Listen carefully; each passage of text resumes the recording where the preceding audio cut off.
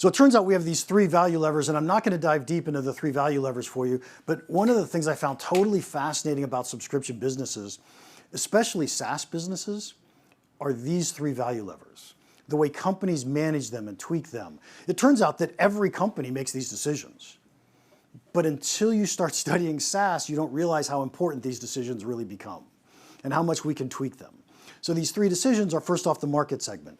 Have we clearly defined our market segments? And you could take a market segment. I like to think of a market segment as companies or individuals with a common set of problems. You could take the exact same product, tweak it for different market segments that have very different willingnesses to pay, and get these different market segments to pay us very different amounts of money. One of my favorite examples of this is LinkedIn. You guys may all be familiar with LinkedIn, but it turns out they've defined 4 different market segments. Their 4 market segments are salespeople, job seekers, recruiters, and then professionals, which is all of us, right? Everybody else that doesn't fit into one of those 3 categories.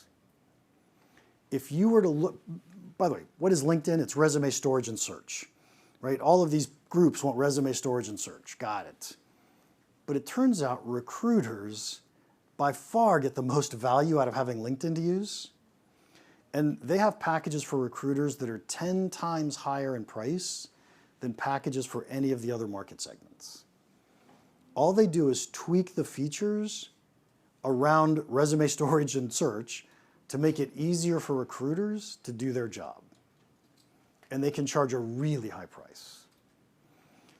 Can we find market segments in our world where we can potentially tweak our product and give it a different part number, give it a different name, sell it to different market segments at very different prices? The second one up here is packaging. In the world of packaging, I often think of good, better, best packages. You have a whole bunch of different features. How do you put those into packages that make sense to your marketplace, that make sense to your market segments? And this is a really hard decision. The nice thing about SaaS is we can often tweak it. We can change it, we can test it, we can see what happens. You may recall earlier today I said we want to monitor usage. Watching people's usage is huge for us to understand which products or which features should go into which packages, because it lets us know which features different buyers truly value. The last one is my favorite by far, and it's the most interesting, and that's called a pricing metric. A pricing metric is, what do you charge for? Before SaaS, we never even realized this was a thing. So before SaaS, if you wanted to buy a hamburger, you bought a hamburger. If you want to buy a bicycle, you buy a bicycle. Right? If you want to buy Microsoft Office, you buy a shrink wrap box of Microsoft Office. Right? We never thought about it. But then we go SaaS. And Salesforce comes up with the first one. They say, we're going to charge by the user. And most companies, when they first start out, think, I'm going to charge by the user.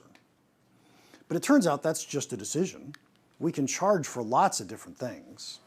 Here's a list, and it's by far, this is not exhaustive, but here's a list of different things that we could be charging for. Certainly we could charge per user. We could charge per interaction. We could charge based on how many messages we sent, how much data someone uses, how many downloads they've done, how many page views, video views, web sessions. API calls is a pretty common one for platform type products. What we want to think about when we make these decisions on what are we going to charge for is, how do our customers get value from our products? And when we understand how our customers get value, we can choose the right pricing metrics that are highly correlated. And that way, as customers use more of our product, they pay us more money, and we make more money next year than we made this year.